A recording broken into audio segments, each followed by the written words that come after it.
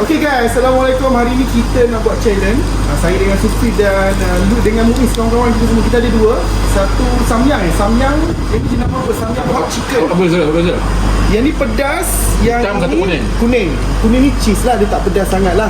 So kita nak tengok, kita cuba Sufi. Pengasap. Dia tak masuk dalam split ni.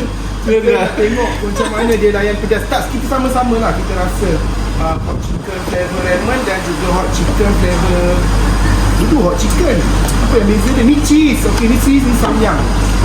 Kita berada di Taza dekat Seri Gombak. Dia ada jual lah benda-benda ni. So okay, saya rasa dulu. Sufi rasa yang, okay, kita bagi Sufi yang rasa yang tak pedas. Apa ini tak pedas? Ni macam kena prank kan? Kita dah belakang kita lain. Demi konten apa lah. Kawan-kawan je masa. Demi konten.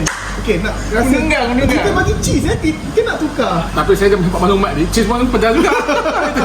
Dia sangat keberatan dia nak makan.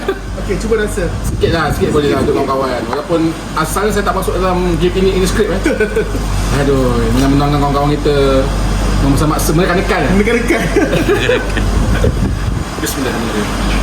Hei, bismillah. Menyesal ikut. Dah lah aku bayar. Aku kena prank.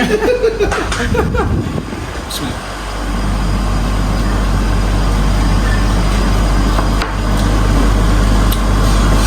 Macam mana? Ni bukan cheese, ni pedas.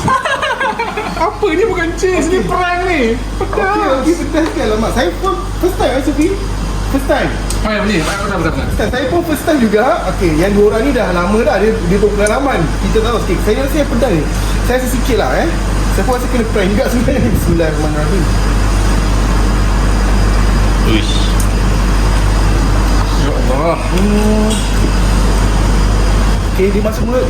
Dia tak pedas sangat. Tapi dia lepas tu Biasa datang. baru dia rasa pedas. Kena sesuap ke? Hei, memang pedas. Siapa yang nak pedas memang saya rasa tak boleh. Sufi rasa macam mana? Boleh tak makan pedas macam ni? Saya rasa cheese Okay, Sufi rasa pedas. Nak. Ni bagi kawan-kawan kita makan.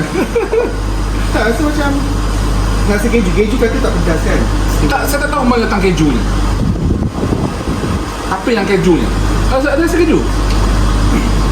Pedas kan? Dia pedas. Macam mana ni? Macam mana ni? Samyang, tolong. Kenapa dua-dua pedas? Apa rasa kejunya? Ini perisa apa tak tahu. Ini perisa hot chicken flavor ramen. Tapi dua-dua tu pedas. Gas sikit saya makan.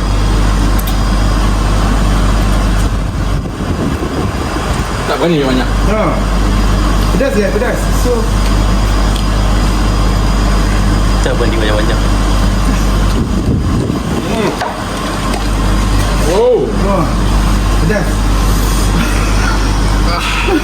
Fokus. Apa benda siap?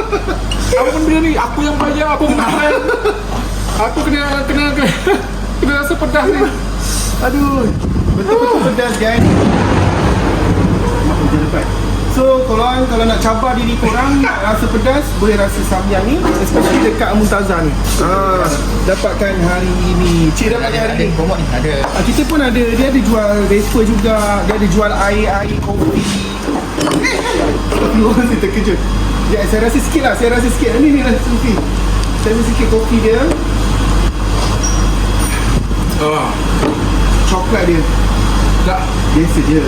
Okey lah, coklat ada lah, coklat. Rasa dia punya ni special Kau sikit. nak campur lah ni. Betul.